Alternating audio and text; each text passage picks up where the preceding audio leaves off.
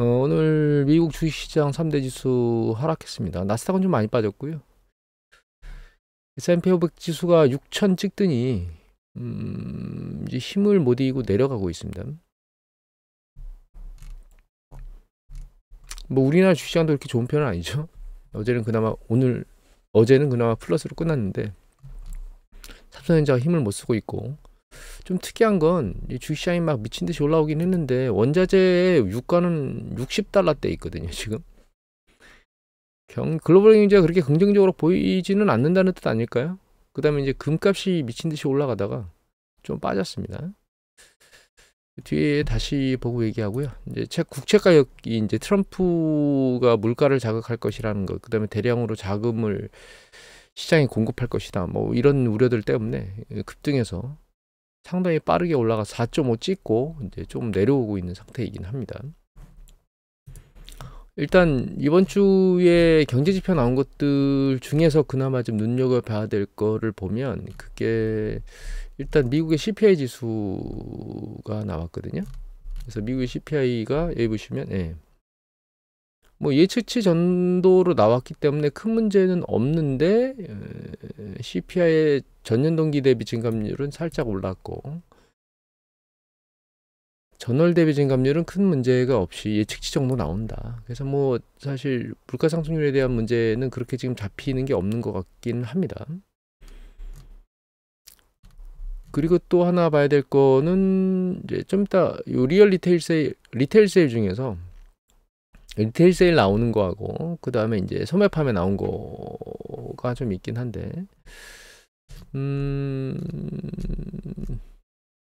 그거 보기 전에 요거 먼저 중국 거 보면, 중국은 산업생산 전년 동기 대비 증감률이 약간 내렸고요. 그 다음에 리테일 세일 쪽은 살짝 올랐어요. 1%, 예측치보다 1% 정도 높아졌으니까 이거 상대적으로 괜찮은 거 아니야 라고 하는 생각을 해볼 만한 상황은 된 거 맞습니다. 근데 트럼프 쪽에 와서 강력한 제재나 이런 관세 쪽의 제재를 때리면 수출 쪽에 영향을 미치게 될 것 같고, 그게 이제 중국이 원하는 대로 계속 가겠느냐라고 하는 부분 하나하고, 중국 당국이 정말 공격적으로 경기 부양을 하진 않고 있고 단계별로 하고 있다는 이 두 가지 부분 때문에 중국 시장은 모니터링을 좀 더 해봐야 될 대상 중에 하나다라는 생각을 하고 있습니다, 현재. 그리고 이게 뭐 아직 역사가 길지 않기 때문에 심리지수, 톰슨 로이터에서 하는 심리지수들이 있는데, 그 심리지수들은 이제 전체적으로 전 세계의 이 심리지수가, 톰슨 로이터 심리지수가 그렇게 좋은 쪽은 아니고요, 약한 쪽으로 지금 전부 다 전 세계적으로 움직이고 있긴 합니다. 그 다음에 리테일 세일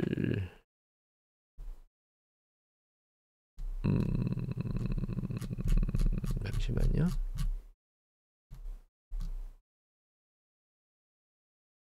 여기 리테일 세일 쪽이 여기 나와 있는데, 크게 문제는 없는 것처럼 보이긴 합니다. 그런데 이 코어 리테일 세일을 보면 얘가 예측치보다는 낮게 나왔거든요, 전월 대비. 그래서 크게 조금 마음에 걸리긴 합니다. 근데 이제 크게 걸릴 건 아니에요. 예를 들면 이게 코어 리테일 세일이거든요, 전월 대비. 그래서 예측치보다는 낮게 나왔어요. 그런데 요거는 이제 리얼 리테일 세일이거든요. 실질 소매 판매, 그 다음에 이제 식당이라든가 술집이라든가 이거 다 포함한 겁니다. 파란색이 전년 동기 대비 증감률인데, 이제 마이너스 영역에서 막 헤매고 있던 게 플러스로 터닝했고, 요거는 실제치입니다. 가격치 전체 금액을 말하는 거죠. 그래서 이제 올라오고 있어서 추세적으로는 괜찮은 패턴으로 보이고 있긴 하거든요. 이게 추세입니다. 이게 파란색이 전년 동기 대비 증감률이고, 그래서 마이너스 영역에서 막 헤매고 있다가 올해 들어서 플러스로 다시 올라갔고, 얘가 추세적으로 올라가고 있긴 한데, 최근에 그 대선 시즌이었기 때문에 약간 그게 여기에 영향을 미쳤는지에 대한 부분은 이제 11월 달 지표를 봐야 될 것 같아요. 10월까지 뭐 대선하면서 여기 보시면 밑에 기고 있다가 후반부 쪽으로 오면서 막 붙었거든요. 그래서 요거는 좀 봐야 될 것 같아요. 다만 아직 그 리테일 세일 쪽에서 뭔가 시그널이 심각하게 던져지는 건 없고, 지금까지는 심각했었는데 PC 데이터를 보면 윗단에서 놀고 있거든요. 그래서 전년 동기 대비 증감률이 아직 문제가 확연히 드러나고 있지는 않은 상황이긴 합니다. 그리고 신규 실업자단 청구 건수는 이게 파란 건데, 여기는 이제 태포인가요? 허리케인 사태 때문에 이제 실업률이 굉장히 늘었었다가 다시 이제 추세적으로 내려오고 있는데 특이한 건 이 빨간 게 계속적으로 실업수당을 청구하는 숫자거든요. 요 파란 거는 매주 실업수당을 청구하는 숫자고 새로 신규로 해고된 사람이 청구하는 숫자고 이 빨간 거는 해고된 뒤에 계속적으로 실업수당을 청구하고 있는 사람들 숫자인데 얘는 궤도가 아래로 안 꺾이고 있다는 얘기는 결과적으로 해고된 뒤에 바로 일자리를 쉽게 찾지는 못하고 있다는 패턴인 것 같고 이게 미국의 그 비농업부문 전체 고용자 숫자인데 매월 신규로 증가한 숫자거든요. 그러니까 매월 비농업 부문의 근로자 수가 늘어난 숫자예요. 매월. 그런데 추세적으로 아래로 붙고 있죠. 그러니까 매월 이게 는다는 얘기는 새로 고용되는 숫자가 그렇게 늘지는 않는다는 뜻이죠. 매월. 요게 아마 여기 계속 실업수당 청구하는 건수가 버티고 있는 가장 주된 이유가 아닐까. 해고되고 나서 바로 뭔가 일자리를 찾거나 이렇게 되기가 노동시장이 그렇게 녹록하진 않다. 왜냐하면 새로 들어오는 이 일자리 수가 그렇게 많지 않은 걸 보면 노동시장이 뭐 잡 오프닝이나 이런 건 상당히 뭐 높은 수준에서 있다고 말을 한다 하더라도 실제로 자기가 원하는 일자리를 빠르게 찾아 들어갈 수 있는 부분은 아닌 것 같아요. 그래서 노동시장은 계속 말씀드리지만 아직까지 정점을 치진 않았지만 추세적으로는 점점 약해지고 있는 것은 맞는 것 같고요.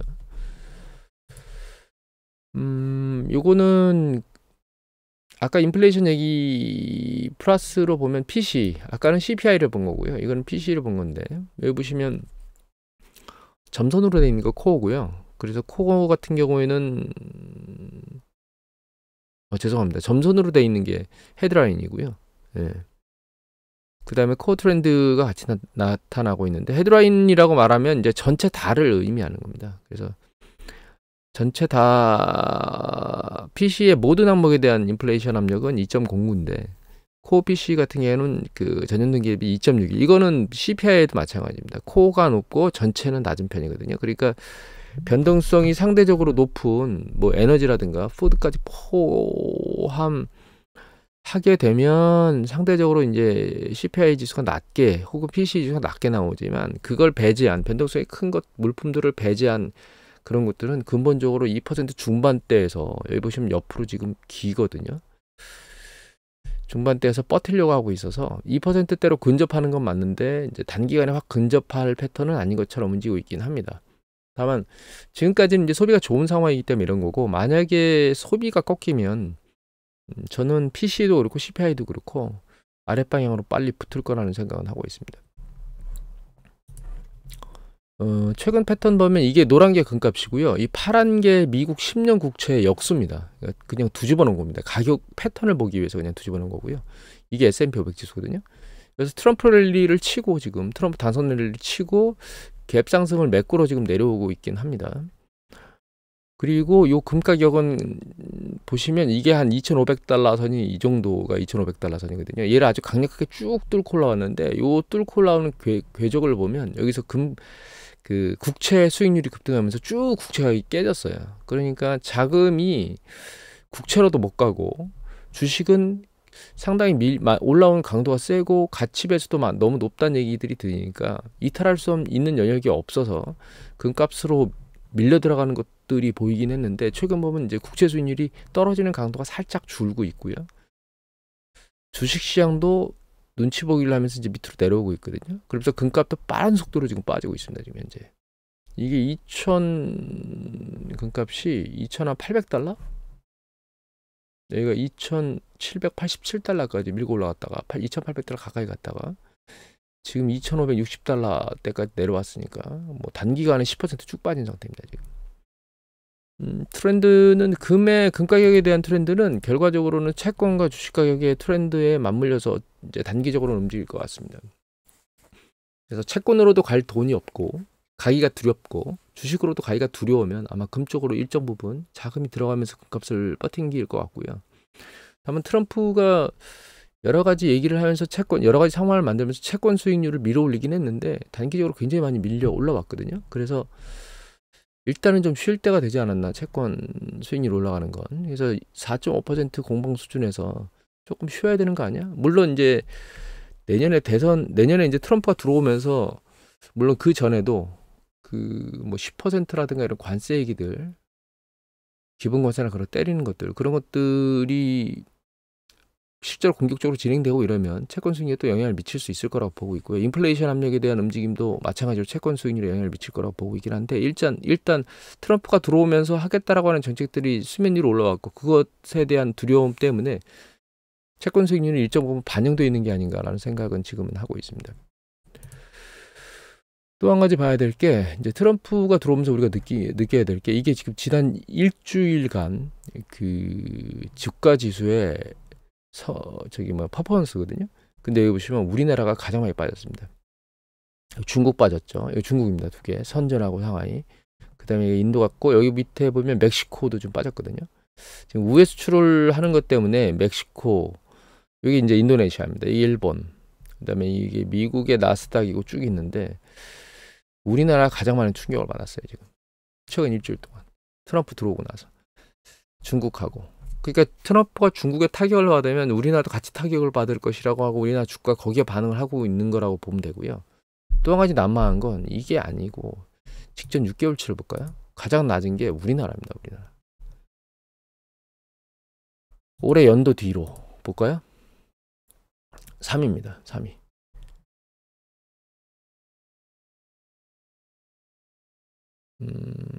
제가 저희 대선 때 동영상 촬영했던 걸 보시면, 이재명도 그렇게 좋진 않지만 윤석열을 뽑으면 나라를 말아먹을 거라고 제가 얘기를 한 적이 있습니다. 그게 그대로 지금 일어나는 게 좀 악몽 같은 상황입니다. 그러니까 왜 주식시장이 떨어지는지 모르겠다고 말하는 사람들이 있더라고요. 뻔합니다. 주식시장이 상대적으로 다른 곳은 올라가고 있는데 우리나라가 밀리는 이유는 아주 단순합니다. 뭔가 주식시장이 밀려 내려가면 이유가 있겠죠. 뭐 예를 들면 삼성전자의 어떤 그런 그 대응이라든가 이런 것들이 부족하고, 그게 시총에서 가장 큰 부분에 있기 때문에 그런 부분도 있을 거고요. 우리나라 내부에 있는 소비자 심리지수나 이런 것들이 상당히 안 좋은 그런 상황이 있는데, 그런 것들을 어떻게 타개를 해야 될지 모르겠고요. 뭐 이런 부분들이 있는데, 궁극적으로는 그런 어려운 상황이 아주 주요 기업에 생겼다거나, 특히 전 세계적으로 미뤄제끼는 중국이나 미국에서 미뤄제끼는 AI 사이클이나 이런 것들 쪽에 우리나라 산업이 중요한 산업, 그러니까 시총의 중요한 부분을 차지하는 거잖아요.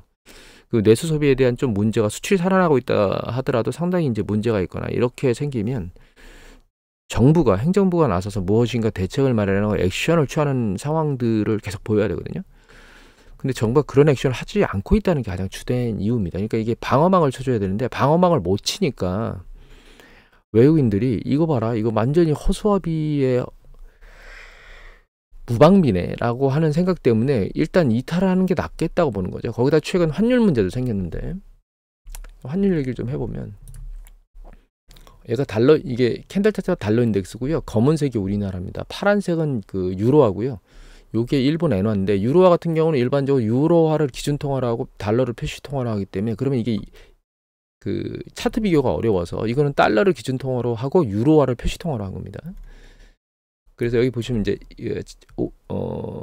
올해 7월 레벨 이렇게 추세가 전환됐던 7월 레벨 베이스를 이렇게 놓고 보면, 이 검은색하고 파란색은 큰 변동폭이 없어요. 그러니까 달러 인덱스 가격에 우리나라 통화가 그 유로화하고 거의 큰 변화 없이 움직이고 있다는 거예요. 그다음에 여기 보면 엔화가 더 많이 강세로 돌아섰잖아요. 쭉 내려오면서.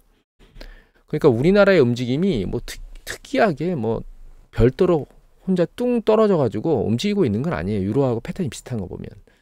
그리고 최근 여기 보시면 9월달 이후에 10월 요 패턴을 놓고 보면, 여기서도 붙여보면 유로화의 가치 변동이나 우리나라 원화의 가치 변동이나 상대적으로 비슷하게 움직이고, 엔화는 상대적으로 많이 강세가 셌었잖아요.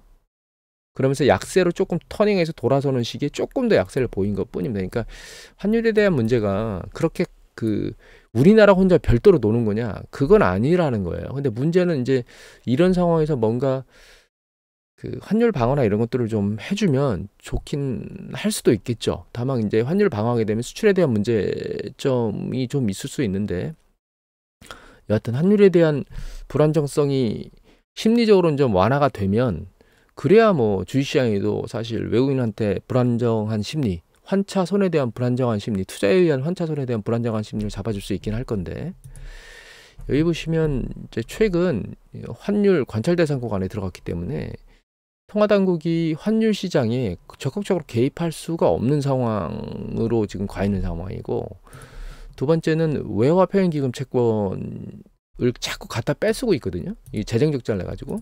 그리고 여기 보시면 외평채, 그러니까 외환 시장에 뭔가 문제가 생기면 외평 기금을 가지고 뭔가 환율 방어 정도를 해줘야 되는데, 이게 역대 최저로 줄어든다는 거예요.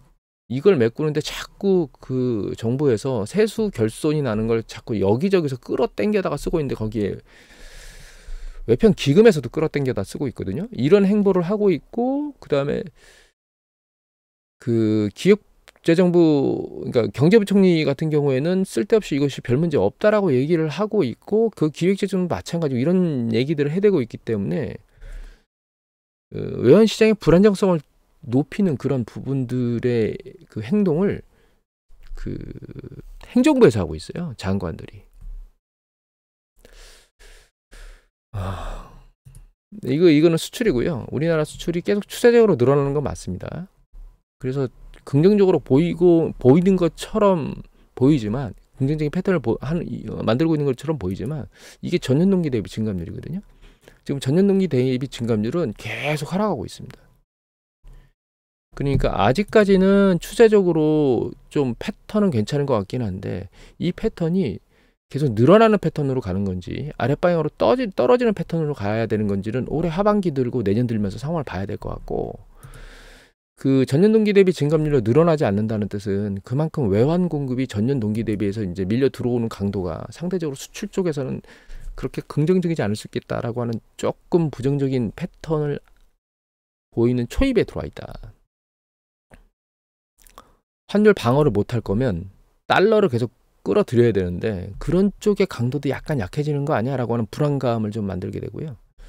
또 하나 봐야 될 건 이건데, 이게 그 금융시장 쪽에 외국인 투자 자금들이거든요. 여기 보시면 주식 같은 경우에 여기 6월 말 기준으로 정점을 치고 계속 빠지고 있고요. 이건 채권입니다. 채권이 늘어나고 있어요. 근데 채권이 늘어나는데 주식이 빠지는 걸 채권이 커버를 못해서 전체적으로 보면 외국인 투자 규모가 점점 줄고 있습니다. 9월, 10월, 11월 주식을 계속 팔아주고 있잖아요, 외국인들이. 그러니까 이게 분명히 패턴이 계속 빠지고 있다는 거예요. 달러가 계속 빠지고 있다는 뜻이겠죠. 그래서 지금 현재 상황을 놓고 보면 우리나라가 전반적으로 그렇게 좋은 패턴으로 움직이고 있지는 않습니다. 경제도 그렇고요. 그 다음에 금융시장도 그렇고요. 가장 문제는 이런 상황이 발생했을 때 결론적으로는 어느 쪽으로 가야 되냐면, 행정부 쪽이 들어와서 모든 것을 커버해야 되는 쪽으로 가야 되는데, 행정부 쪽은 제가 보기에는 완전히 멍 때리고 있는 것 같습니다. 그리고 긍정적인 게 아니고 가만히 있는 게 오히려 긍정적인 패턴을 하는 거가 아닐까라고 하는 그런 행보의 정책적 행동들을 하고 있기 때문에, 이 모든 문제의 야기는 지금 사실은 뭐 뻔히 아시겠지만 모든 뉴스 보도가 대통령 부부에 대한 어떤 그런 문제들 막 뒤덮여 있잖아요. 그러니까 이게 법안도 그렇고 모든 것들이 휩싸여 있어서 우리나라가 조금 더 좀 불안정한 상황에 있다. 그래서 예전에 말했던 말아먹을 것이다, 나라를 윤석열을 뽑으면, 그렇게 했던 부분이 현실화되고 있고, 그게 국가의 이제 그 임기에 이제 반 왔는데도 이 상황이면 태도가 빨리 바뀌어서 뭔가가 만들어져야 되는데, 그렇지 않은 패턴으로 가고 있는 거 보면, 제가 소환하시는 분들한테 강의를 할 때마다 PB분들한테 그 얘기를 하지만, 개별 주가 주식 시장을 투자하는 건, 개별 주식을 투자하는 건 모르겠지만 코스피 지수 자체, 그러니까 국가의 지수를 투자하는 건 이제는 좀 예를 들면 정권이 바뀐 다음에 생각을 해보거나 전체적인 트렌드를 보고 생각을 해야 된다. 그래서 국내 지수 투자는 하지 말라고 계속 얘기를 하고 있는데, 그런 부분들이 지금 흘러가고 있는 상태입니다.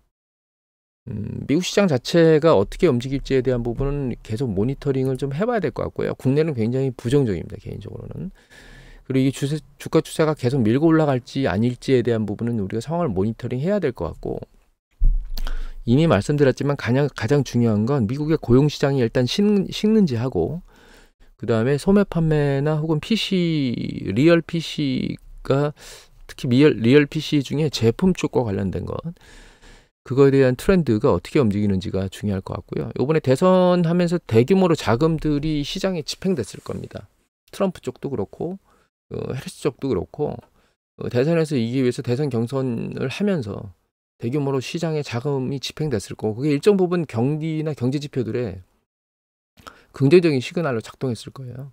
그래서 11월이나 12월, 1월 때 이렇게 넘어가면서 그게 빠진 경제의 지표들은 어떻게 나오는지를 모니터링 해야 된다는 게 제 개인적인 생각입니다. 왜 단기적으로 주가는 너무 많이 올라왔기 때문에 조정 국면에 들어가는 것 같고, 이거 갭을 메꾸러 좀 밑으로 내려오지 않을까라는 생각을, 최소한 여기까지 갭을 메꾸러는 내려오지 않을까라는 생각을 하고 있고, 그 다음에 트렌드는 상황을 좀 봐야 되는데, 최근에 제롬 파월 연준 의장이 어제인가요? 공격적으로 금리를 또 추가로 내려야 될 이유는 없는 것처럼 얘기를 했죠. 그래서 12월 달에는 금리 인하가 없을 것 같다는 얘기를 하면서 주식시장에 그렇게 긍정적인 이슈로 작동을 하지는 않고 있어요. 다만 이제 예전에 여러분들이 한번 차트를 제가 보여드린 적이 있는데, 원래는 과거 버냉키 연준 의장이 들어오기 전에, 즉 글로벌 금융위기 이전에는 연준에서 기준금리를 인상하다가 말고 내리기 시작하면 주식시장은 좋지 않은 쪽으로 반응을 했습니다. 그런데 버냉키 연준 시기에 연준 푸시라는 용어가 생겼죠. 뭔가 주식시장이 안 좋아지면 연준이 기준금리나 이런 통화 완화책을 펼치면서 주식시장을 떠받쳐서 주식시장에 이익을 내게 된다. 뭐 이런 쪽으로 하면서 지금 연준이 기준금리 내리면 계속 긍정적인 패턴으로 주식시장이 움직이는데, 어느 시점이 가면 경제지표가, 그 어느 시점이라는 게 경제지표가 낮아지면서 연준의 기준금리가 끌려 내려가는 패턴으로 바뀌면 주식시장의 움직임은 밑방향이 아니고 아랫방향으로 강도를 높일 거라고 보고 있습니다. 그래서 거기 가장 중요한 지표 두 개가 고용지표하고 그다음에 소비지표다. 걔가 아래로 꺾이는 패턴들을 보이면서 연준이 기준금리를 내리는 쪽으로 결정하게 되면 주식시장은 상승 방향으로 궤도를 계속 유지하기보다는 하락 방향으로 궤도를 수정할 거다, 이렇게 보고 있습니다. 그래서 올 하반기하고 내년 초반부에 고용지표하고 소비지표가 어떻게 움직이느냐가 내년도 주식시장의 전반부를 결정하는 중요한 요건이라고 생각하고 있습니다. 오늘 이것으로 마치도록 하겠습니다.